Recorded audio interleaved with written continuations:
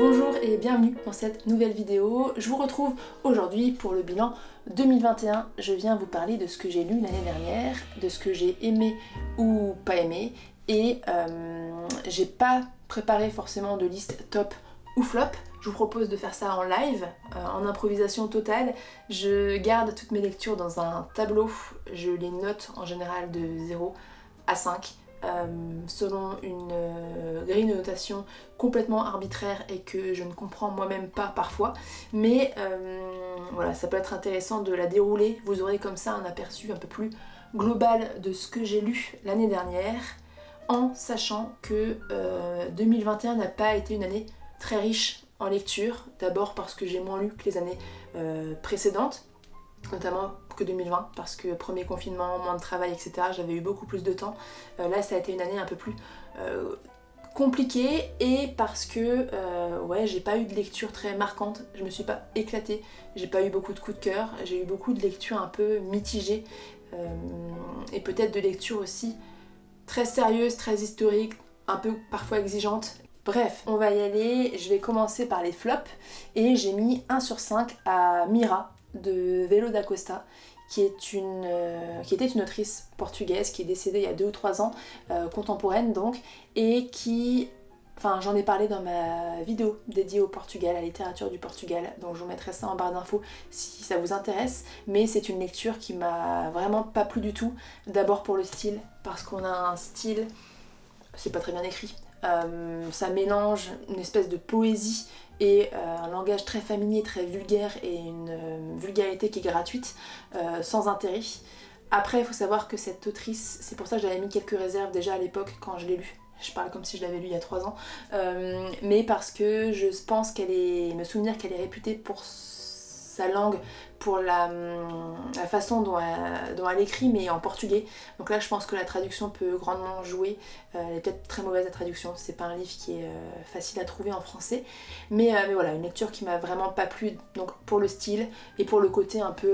Enfin, il y a un chien qui parle, et c'est une jeune fille qui fuit quelque chose et qui va de maison en maison, qui se fait héberger jusqu'à trouver l'homme de sa vie. Ouais, c'est un peu la misère et la noirceur du monde, mais dépeinte de façon très lambda et très... je sais pas, j'ai pas du tout accroché à cette histoire. Ensuite, j'ai mis 1 sur 5 à Alice Munro, Les Fugitives, dont je vous ai parlé dans l'une de mes dernières vidéos. Je vous remettrai aussi le lien en barre d'infos. C'est un recueil de nouvelles. Alice Munro est canadienne, elle a reçu le prix Nobel de littérature en 2013. Ce sont plusieurs petites nouvelles qui suivent des femmes qui fuient aussi quelque chose, en général une relation avec un homme, ou en tout cas un certain mal-être, et qui s'interrogent sur leur vie, sur leur relation aussi avec ces hommes en question, et sur ce qu'elles veulent vraiment, etc. J'ai trouvé ça assez futile, assez peu intéressant, assez superficiel. J'ai pas aimé le style, très journalistique, très aseptisé, mais sans grand intérêt. Beaucoup de détails qui m'ont semblé inutiles, et ouais, j'ai pas trouvé qu'en plus ça véhiculait forcément une image de la femme, ou même... Bah, les personnages étaient très plats et pas intéressants. Donc vraiment une lecture qui m'a déplu, et là aussi, si vous voulez en savoir plus, je vous invite à visionner la vidéo dans laquelle j'en parle. J'ai lu ensuite... alors là, je pourrais en parler pendant des heures, mais on va pas le faire. J'ai lu Notes sur le chagrin d'Adichie, à laquelle j'ai mis 1 sur 5 aussi. Peut-être que c'est un peu dur, objectivement parlant, mais je laisserai mon 1 sur 5. Parce que c'est une... Alors Adichie, elle est nigérienne, et elle est très connue notamment pour avoir écrit Americana, que j'ai très envie de lire, que j'ai toujours très envie de lire. Là, c'est un essai, ou plutôt un petit mémoire. Ça fait vraiment quelques pages, ça fait même pas 100 pages, ça se lit d'une traite, dans lequel Adichie vient nous parler de la mort de son père en 2020, donc pendant le Covid, qui était au Nigeria, elle était aux États-Unis, donc elle a pas pu... ça a été compliqué pour se rendre sur place, etc. En sachant que son père avait 87 ans, il me semble. Et donc voilà, elle nous parle de ça, et en fait quand on lit le titre, j'ai trouvé que c'était hyper trompeur, parce que Notes sur le chagrin, je m'attendais à avoir quelque chose d'assez général, peut-être des réflexions, une prise de recul sur la mort d'un proche, sur ce que c'est le chagrin, et j'avais très envie d'avoir un peu son avis, de voir ce qu'elle avait à en dire, parce que c'est notamment quelque chose que je connais, et j'ai rien trouvé de tout ça. C'est-à-dire qu'il n'y a aucune prise de recul, qu'il n'y a aucune réflexion, que Adichie, elle a plus de 40 ans et elle découvre que les gens peuvent mourir à 87 ans. Voilà. Donc c'est pas du tout intéressant à ce niveau-là, c'est un livre qui est essentiellement personnel, dans le sens où elle parle d'elle, de son chagrin, et voilà, elle pleure, sans jugement de valeur sur la façon dont chacun réagit à la mort, etc. Mais aucun intérêt, je pense qu'elle l'a fait, enfin elle a dû l'écrire pour elle, parce qu'on avait peut-être besoin dans son travail de deuil, mais elle nous parle de son père, qui est bien sûr un homme merveilleux, comme sont souvent les morts, donc très peu intéressant. Je pense que ça aurait dû rester des notes personnelles, en fait, il n'y avait aucune raison de publier cet ouvrage, et je pense que si Adichie n'avait pas la renommée qu'elle a, cet écrit n'aurait jamais été publié. Vraiment aucun intérêt, donc je vous le conseille pas forcément. Ensuite, La mort d'Artemio Cruz de Carlos Fuentes Macias, j'ai mis un aussi parce que c'est une lecture que j'ai même pas terminée, je l'ai lu en diagonale. C'est un livre qui était dans ma liste de 12 livres que j'avais envie de lire en 2020. C'est un auteur mexicain du 20e, roman publié en 1962. Et j'avais beaucoup aimé découvrir Juan Rulfo, qui est aussi mexicain, en 2020, donc j'avais envie de continuer sur cette lancée, mais ça m'a pas du tout plu. C'est très historique sur la révolution du Mexique, mais si on n'y connaît rien, on comprend pas grand chose, parce que ça a pas vocation à expliquer et à recontextualiser. C'est l'histoire d'un homme qui est en train de mourir donc à l'hôpital, sur son lit de mort, et qui fait des va-et-vient entre le présent et le passé, sur ce qu'a été sa vie, il perd un peu la tête, donc en plus c'est très... c'est pas très clair, le style est lourd, il y a beaucoup de passages sans ponctuation, il parle à la seconde personne, du singulier au futur, pour parler du passé. Donc tu trouveras, machin, ça fait très lourd, très solennel comme ça. J'ai pas du tout accroché, j'ai trouvé que le personnage était détestable. Bref, je ferai d'ailleurs juste après, mais vous la verrez un peu plus tard, une vidéo retour sur les 12 livres que j'avais mis dans cette liste. Ce que j'ai lu, j'en reparlerai peut-être un peu plus. Mais voilà, pas du tout une lecture qui m'a plu. Est-ce que j'irai revoir Fuentes? Peut-être, parce qu'il a reçu le prix Cervantes en 1987, donc c'est quand même un auteur qui est très réputé, mais là-dessus j'ai pas du tout compris. Voilà pour ça. Ensuite, très mauvaise lecture aussi, j'ai mis 1,5 sur 5 aux Impatientes d'Amadou Amal. Je crois qu'elle est camerounaise et elle a reçu le prix lycéen, je sais plus trop quoi, en 2020. Donc c'est rare que je lise les prix et c'est rare que je lise les dernières sorties, mais là on me l'avait offert. Et alors j'ai lu ça en janvier dernier, donc c'est même plus très frais, mais je trouvais ça très très mal écrit. Enfantin aussi, dans le sens où c'est... Alors je comprends pourquoi il est là, pourquoi il a reçu le prix par rapport à ce qu'elle raconte, par rapport à la vie des femmes au Cameroun, etc. Ok. Maintenant en termes littéraires, vraiment j'ai pas trouvé ça du tout intéressant, et c'est des femmes qui sont pas intéressantes, qui veulent tous la vengeance, c'est très puéril, c'est très mal écrit, je me suis ennuyée et j'ai pas trouvé ça du tout intéressant. J'arrête pas de dire intéressant aujourd'hui, mais c'était pas intéressant, voilà. Je sais pas trop quoi en dire de plus, franchement ça m'a pas marqué, je sais juste que ça m'avait assez énervée, que j'ai été un peu sortie de là, ok. Bref, ensuite j'ai mis 2 au Cavalier suédois de Perutz, qui est un auteur autrichien très réputé du XXe siècle, que j'avais envie de découvrir, mais c'était dans un monde un peu... on était dans une forêt, et c'est un monde médiéval, merveilleux, un peu fantastique, avec un voleur qui prend l'identité d'un noble, etc.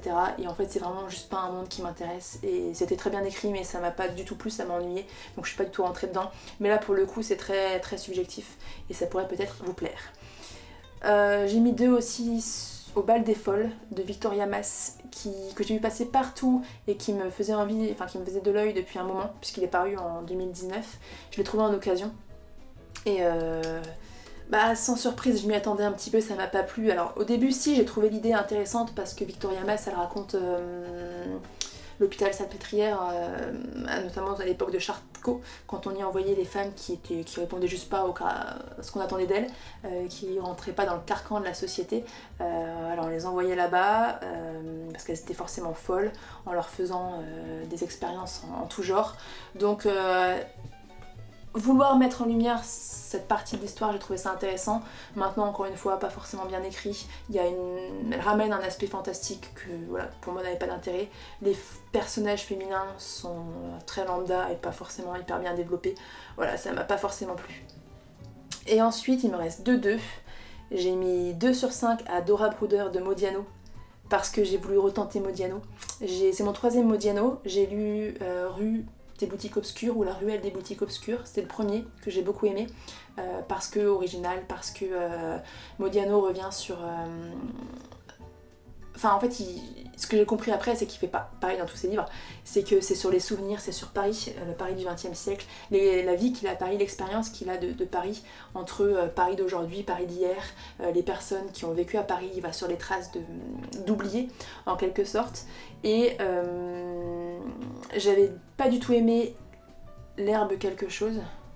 Je sais plus, je vous mettrai le titre. J'avais détesté cette lecture l'année dernière, et parce qu'en fait j'avais trouvé que c'était une pâle copie de Ruelle des boutiques obscures en moins bien. Et là, Dora Bruder, j'ai pas non plus accroché parce que c'est pareil quoi. Je trouve qu'il s'écoute beaucoup parler, et Dora Bruder c'est l'un des plus connus de Modiano. Ici aussi, je pense que c'est lié à la thématique parce qu'il repart sur les traces donc, de Dora Bruder, qui était une jeune juive qui a disparu en 41 ou 42, qui a été envoyée en fait dans les camps. Et donc il revient sur sa famille, et donc j'aime un peu cette idée de vouloir illustrer la grande histoire à travers des histoires très individuelles, notamment l'histoire de cette fille et de sa famille. J'aime aussi l'idée de sortir de l'oubli des personnes comme vous et moi qui ont connu cette époque-là. J'aime aussi dans cet ouvrage le fait qu'il nous parle de la collaboration française, c'est-à-dire qu'on lit pas encore souvent le fait que effectivement les voisins, les bons Français ont bien collaboré et ont participé lourdement à toutes ces rafles, etc. et à l'envoi des juifs dans les camps.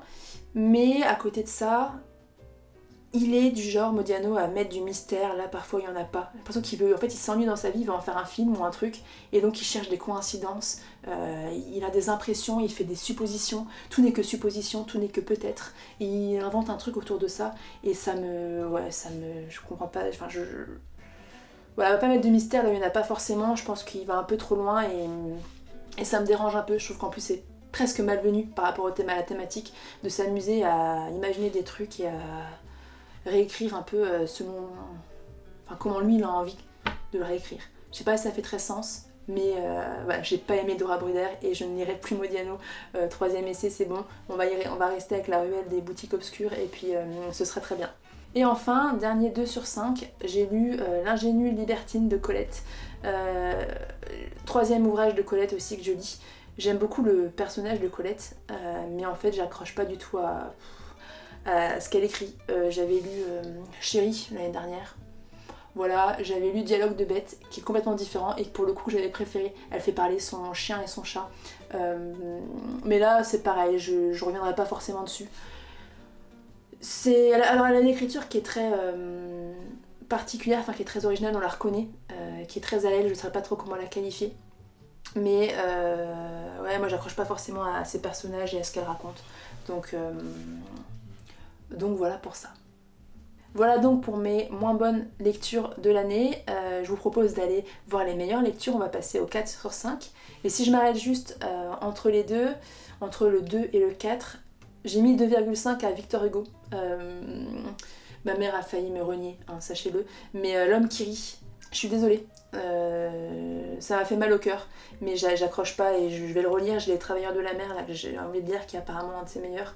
Mais c'est vraiment pas le genre de littérature qui me plaît, et c'est pour ça que j'ai du mal aussi à m'y pencher, parce que ça me fait mal toujours de faire ça, mais voilà, j'ai pas accroché du tout. J'ai lu Goethe, La souffrance du jeune Werther, j'ai mis 3. J'ai mis beaucoup de 3 cette année, beaucoup de lectures mitigées qui me touchent pas forcément, mais que je suis contente d'avoir lu et qui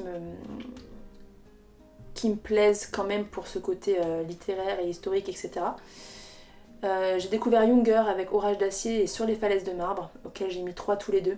Junger qui est un auteur allemand du XXe siècle. Orage d'acier, c'est un journal sur la guerre, c'est le seul récit du genre vraiment que j'ai lu sur la Première Guerre mondiale, parce que c'est très... Enfin, ça a été publié en 1920, il était très jeune à l'époque, et il écrit ça de façon très froide, très journalistique. Il a été médaillé plusieurs fois à la guerre, et c'est presque un... Je dirais pas un jeu, mais c'est très très froid. Et donc c'est particulier de lire sur la guerre à ce niveau-là. Qu'on aime ou qu'on n'aime pas, je trouve que c'est un ouvrage qui est intéressant, qui peut être un peu ennuyeux parce qu'il rentre dans le détail de l'armement, de son quotidien dans les tranchées, mais ça donne, si vous vous intéressez au récit de guerre, ça donne vraiment un aperçu, je dirais, objectif de ce qu'était la vie à la guerre, notamment la Première Guerre mondiale.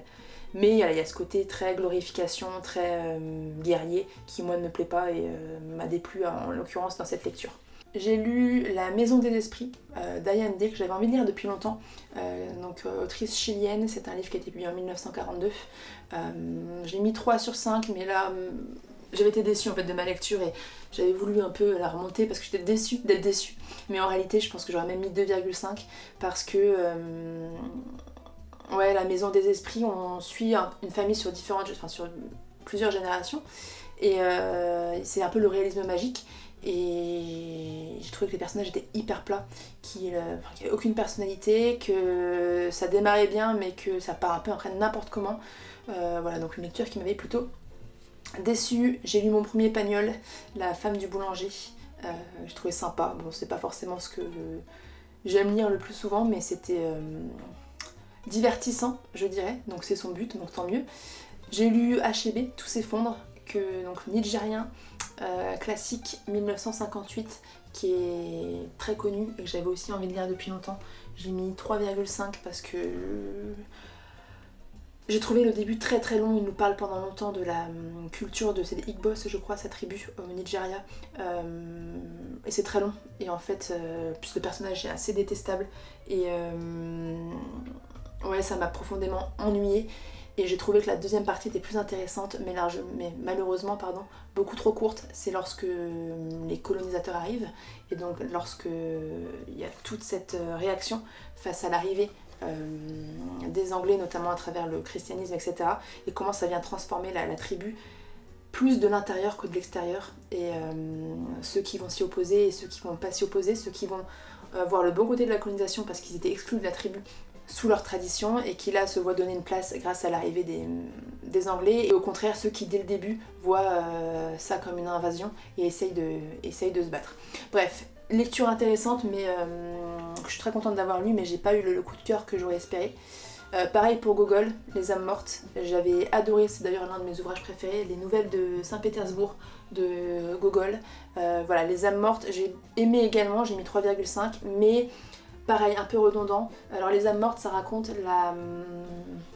Enfin, c'est un... je sais plus comment il s'appelle, Tchikikov, quelque chose comme ça. Un petit escroc qui va dans les grands... Enfin, c'est le servage, hein, donc chez les grands propriétaires pour leur acheter leurs serfs morts. Donc les paysans qui sont morts parce que à l'époque, sous le tsar, il y avait des référencements qui se faisaient tous les 5, 6, 7 ans, je sais plus. Et donc, lorsqu'un paysan mourait juste après un référencement ou dans les premières années, le propriétaire continue à payer pour ce paysan alors qu'il était déjà mort depuis 2-3 ans. Donc ça leur coûtait cher. Donc cet escroc, lui, achetait ces paysans, ces âmes mortes. Comme ça, les propriétaires pouvaient dire qu'elles les avaient plus, et donc elles ne devaient plus payer pour elles. Et l'autre pouvait prétendre avoir à la fin beaucoup de paysans, et c'était comme ça qu'ils étaient valorisés et qu'ils pouvaient ensuite faire des crédits. Ouah, je crois que c'était pas du tout clair. Je vous invite à aller regarder sur Google comment ça fonctionnait à l'époque, mais pour tout ce côté historique et tout ce côté un peu social, et en fait on rencontre plein de personnages de la haute société russe de l'époque, avec tous les codes bourgeois, etc., toute l'hypocrisie, toute la moquerie dont Google. Donc toute la moquerie et avec la subtilité, que le côté burlesque aussi, que Gogol exécute très bien. Ça m'a plu, mais pour le reste, voilà, j'ai trouvé ça un peu long et redondant. J'ai lu Frankenstein de Mary Shelley, enfin, 1818. J'ai lu en langue originale, j'ai bien aimé, j'ai mis 3,5 aussi. Je crois que j'étais un peu blasée cette année parce qu'il y a plein de lectures comme ça qui... J'ai peut-être pas la disponibilité, j'avais du mal peut-être à rentrer dedans, mais ouais voilà, j'ai pas forcément hyper accroché parce que beaucoup de descriptions de la nature. Je suis pas une grande fan. Le scénario, l'aspect fantastique, etc. Moi, c'est pas non plus trop ce que je préfère. Voilà, par contre, l'écriture superbe, l'analyse de l'étude psychologique, la morale, la modernité pour l'époque, tout ça, ça m'avait beaucoup plu. Le livre le plus, je dirais, what the fuck que j'ai lu cette année, c'est Inhumaine de Claudel. Philippe Claudel, qui est un de mes auteurs contemporains français préférés. C'est un livre qui est publié en 2017. C'est tellement un livre... Alors, j'aime beaucoup Claudel, donc je l'ai déjà pas mal lu. Je m'attendais pas du tout à ça, ça n'a rien à voir avec ce qu'il a pu écrire auparavant. C'est vraiment un livre qui ne plaira certainement pas à tout le monde. Moi, j'ai mis 3,5 quand même. C'est de l'humour noir, c'est hyper dérangeant, c'est hyper sexuel. On est dans un monde... C'est plein de petites histoires qui s'intéressent à différents aspects de la société actuelle et qui va vers l'extrême. On est dans une société inhumaine ou une sorte d'insensibilité, de violence gratuite, et ça touche à des thèmes très chauds de la société, que ce soit la pauvreté, que ce soit les migrants, que ce soit le capitalisme, l'abrutissement, le divertissement, etc. Tout ce que vous voulez, et ça tape là où ça fait mal. Je sais pas si vous pouvez trouver des extraits peut-être sur Babelio, Goodreads ou ce genre de trucs pour voir un peu ce qu'il écrit, mais ouais, il va fort quoi. Donc c'est vraiment la lecture la plus surprenante que j'ai faite cette année. Nous arrivons donc, parce que là je m'éternise un petit peu, aux meilleures lectures en 4. Je vais pas tous vous les faire parce que j'en ai quand même pas mal finalement. J'ai mis Mémoire d'éléphant de Lobo Antunes qui m'avait beaucoup plu. C'est un auteur portugais que j'ai très envie de relire. J'en parle dans ma vidéo sur le Portugal, donc je vous invite à la visionner si ça vous intéresse. On suit un gars qui est dépressif clairement et qui s'est jamais remis en fait de ce qu'il a connu en Angora. Et il n'arrive pas à retrouver la vie qu'il avait avant. Il est médecin, je sais plus de qui exactement, mais il est médecin et il vit plus avec sa femme et ses enfants, enfin ses 2 filles, et voilà, il parcourt un peu la Lisbonne comme ça, et introspection, mais vraiment très bien. J'en parle pas très bien là, mais vraiment ça m'avait beaucoup plu, donc encore une fois, si vous voulez plus de détails, je vous invite à regarder la vidéo dans laquelle j'en parle avec un œil encore frais. J'ai ensuite beaucoup aimé Être sans destin de Kertész, qui est un auteur hongrois. Il a eu reçu le prix Nobel, là ça a été publié en 1975, il revient sur son expérience des camps, et ce qui est intéressant c'est qu'il le fait du point de vue de l'enfant de 15 ans qu'il était à l'époque, qui ne comprend pas forcément ce qui lui arrive, il était content d'aller travailler en Allemagne, et donc tout le système concentrationnaire se construit autour de lui sans qu'il comprenne vraiment dans quoi il est embarqué et à quoi il est en train d'assister. Et puis aussi ce côté de retour ensuite dans le pays, en Hongrie, et le regard des autres, comment reprendre sa vie après ça. La question aussi de l'identité juive, qu'est-ce que ça veut dire être juif, notamment après avoir vécu les camps. Voilà, vraiment hyper intéressant, j'en parle en vidéo, je vous invite à la visionner si ça vous intéresse. Je continue de dire beaucoup intéressant dans cette vidéo, c'est pas grave. Barabbas de Lagerwitz, 1950, prix Nobel également, c'est un Suédois qui raconte la vie de Barabbas qui était à Jérusalem l'homme qui aurait dû être exécuté à la place de... qui aurait dû être tué à la place de Jésus, et qui n'a foi en rien, qui ne croit en rien, qui n'a aucune volonté, un brigand. Et puis qui, après avoir été gracié, va s'intéresser à qui était Jésus, pourquoi autant de fidèles, qu'est-ce que tous ces fidèles lui trouvaient, etc. Et donc il va quelque part à la recherche de la foi, qu'il trouvera ou non. Et ça va l'obliger aussi un peu à s'ouvrir et à réfléchir, beaucoup d'introspection. C'est une lecture qui m'avait donc beaucoup plu. C'est ainsi que cela s'est passé de Ginsburg, qui est une autrice italienne, 1947. J'ai mis 4 également, très court. Je vous conseille aussi parce que c'est... en soi, alors Ginsburg, j'ai envie de continuer à la lire. Elle a écrit pas mal de choses. Et c'est très court, mais c'est assez frappant. Et j'avais pas forcément hyper adoré sur le moment, mais j'en garde vraiment un souvenir assez fort. Ensuite en 4, j'ai mis La fin de l'homme rouge d'Alexievitch, dont je vous parlerai aussi dans ma vidéo des 12 livres que je voulais lire en 2021. C'est un gros essai qui regroupe des témoignages d'ex-soviétiques qui racontent la période soviétique et aussi l'après l'URSS, donc après la chute de l'URSS, avec tous les bouleversements socio-économiques, politiques et toute l'horreur aussi, toute la souffrance et tout ce que ça a signifié pour eux dans leur vie du quotidien et comment ils perçoivent aussi tous ces changements, qu'ils soient communistes ou non, qu'ils aient été pour ou contre l'ouverture du pays, etc. Elle a reçu le prix Nobel, c'est la première russophone à l'avoir reçu, elle l'a reçu en 2015. C'était vraiment une très bonne lecture, même si c'est difficile de parler comme ça, parce que c'est un livre qui est très dur à lire, mais ça permet aussi d'avoir une autre vision de l'époque socialiste, pour le meilleur et pour le pire surtout, et de ce que ça veut dire être socialiste, et comprendre aussi un peu plus la situation de ces pays aujourd'hui et la particularité, la spécificité russe même, je dirais. Et enfin, j'ai mis 4 sur 5 à La lumière du détroit d'Itonari, qui est un auteur contemporain japonais. En l'occurrence, ce roman date de 97. J'ai beaucoup aimé. Ça serait assez long de l'expliquer, mais en gros c'est une sorte de huis clos parce qu'on est principalement dans un centre pénitentiaire qui vise à la réinsertion, et on a un gardien qui voit arriver un jeune, un prisonnier qui était avec lui à l'école et qui avait fait de lui son bouc émissaire. Donc il revient un peu, il y a un va-et-vient entre des moments passés à l'école, donc on apprend un peu à comprendre quel enfant était ce prisonnier, à quel point il était sournois, et des moments présents où on a notre gardien qui essaie de percer à jour ce prisonnier qui semble parfait et qui a un comportement exemplaire. Pour lui c'est forcément louche. Et il y a aussi toute une réflexion autour de la liberté, parce qu'on se rend compte que ce prisonnier est finalement plus libre que le gardien lui-même, qui est en quelque sorte qui se sent enfermé dans la vie qu'il mène, coincé dans la même ville depuis toujours. Enfin voilà, il n'est pas heureux, et c'est pas forcément très clair encore une fois ce que je suis en train de vous dire, mais vraiment une lecture que j'ai beaucoup aimée, et je vous invite à aller taper sur Google si vous voulez des infos un peu plus précises, je dirais. Voilà donc pour mes 4 sur 5. Ensuite j'ai mis des 4,5 à Mémoire d'une jeune fille triste de Ribeiro, qui est un classique du XVIe siècle portugais, très très particulier. J'en parle dans ma vidéo dédiée sur le sujet, donc je vous invite à encore une fois aller la voir si ça vous intéresse.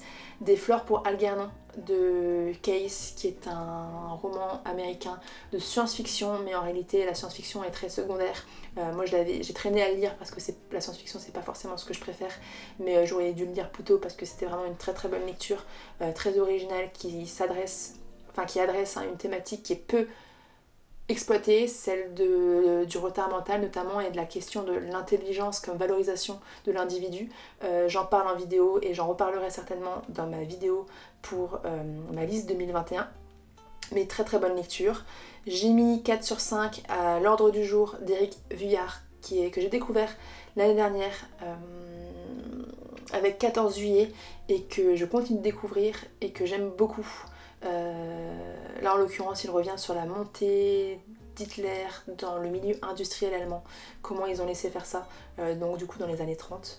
Très très bien écrit toujours. J'ai mis 4,5 Au nom de la rose d'Umberto Eco, qui est un gros pavé que j'avais très envie de lire depuis longtemps, classique italien, publié en 1980. C'est un livre qui est hyper exigeant, en tout cas que j'ai trouvé hyper exigeant parce qu'on est au XIIIe siècle, dans une abbaye bénédictine en Italie, et on est dans un huis clos, une sorte d'énigme, parce qu'il y a des morts, il y a des moines qui meurent au sein de l'abbaye, et donc le meurtrier est forcément dans l'abbaye, et on ne sait pas pourquoi, et donc ça revient aussi sur toute cette période historique, les désaccords entre les franciscains, les bénédictins, la place de la papauté, cette foi religieuse très rigoriste avec l'interdiction de rire, etc.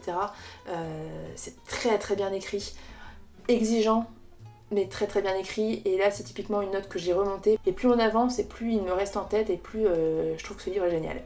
Donc voilà. J'ai mis 4,5 à Catherine Mansfield, The Garden Party and Other Stories. Je vous en ai parlé dans ma dernière vidéo, le lien est en barre d'infos. Voilà donc pour les 4 sur 5, et donc finalement j'ai mis 5 à 3 livres. J'ai mis 5 à l'Ouest, rien de nouveau. Le titre c'est À l'Ouest, rien de nouveau, d'Enrique Remarque, qui est un livre sur la Première Guerre mondiale, publié en 1929, Rien à voir avec Younger dont je vous parlais plus tôt. Pourtant c'est même époque, ils ont vécu la même chose mais d'un œil très différent parce que Remarque n'est pas du tout guerrier. Enfin, c'était un pacifiste et donc il nous parle de la guerre d'un œil beaucoup plus psychologique. C'est beaucoup plus humain, beaucoup plus émouvant sans jamais être dans le pathos, ça j'ai beaucoup aimé aussi, que Younger. C'est très bien écrit, c'est tout petit et moi j'ai mis longtemps à le lire parce que je le trouve très dur et c'est rare vraiment que des livres me tiennent autant.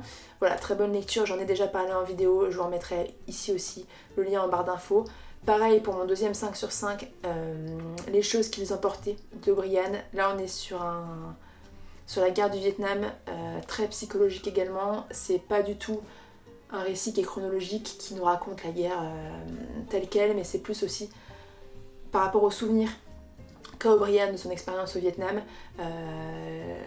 l'expérience aussi des gens avec qui il était là-bas, enfin dans son régiment, les conséquences aussi psychologiques après coup, comment tu retournes à la vie après avoir connu ce qu'ils ont connu là-bas.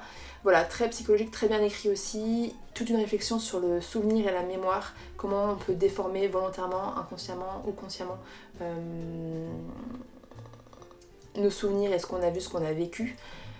Très bonne lecture également. Et enfin, le dernier 5, j'ai l'impression que cette vidéo a été interminable, j'en suis désolée, je sais même pas comment je vais couper ça, peu importe.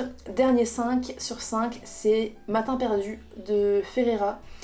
1990, Portugal, j'en ai parlé dans ma vidéo Portugal.